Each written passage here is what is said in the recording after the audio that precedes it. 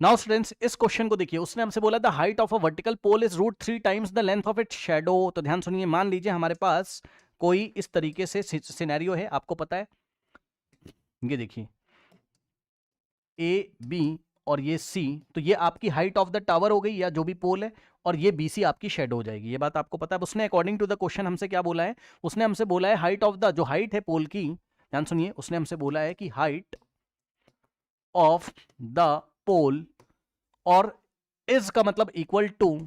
√3 times, ध्यान सुनिए, √3 और टाइम्स का मतलब multiply, the length of it shadow means the length of its shadow,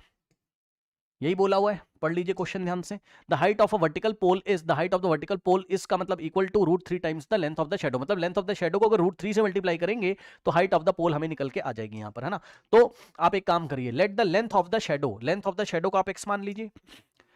ये आपकी शेडो है एक्स मीटर से ना, ये आपकी क्या हो गई, शेडो हो गई, ठीक। अब आपको पता है कि ये एंगल हमारे पास 90 है, ये हमारे पास थीटा है, angle of elevation of the sun हम इसको बोलेंगे, इस थीटा को, ठीक है ना। अब सुनिए, और ये आपकी हाइट है, तो बताओ हाइट कितनी आ जाएगी यहां से, देखो हाइट ऑफ द पोल अगर हम निकालेंगे तो कितना आ जाएगा भाई हमारे पास, ये देखिए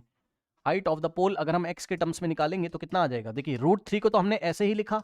और height length of the shadow को हमने एक्स माना है, तो हम इस पूरे की जगह एक्स लिख देंगे, यानी कि √3 इंटू एक्स, तो √3 इंटू एक्स का मतलब एक्स √3, भाई एक्स इंटू √3 एक्स √3, तो ये आ गया हमारे पास ए बी की लेंथ आ गई, यानी कि हमारे पास हाइट जो आ गई टावर की एक्स के टर्म्स में एक्स √3 मीटर्स आ गई, ये इस तरीके से, ठीक। अब इस ट्राइंगल में tan थीटा लगा दीजिए, परपेंडिकुलर अपॉन में बेस, और एंगल आपका आ जाएगा, ठीक।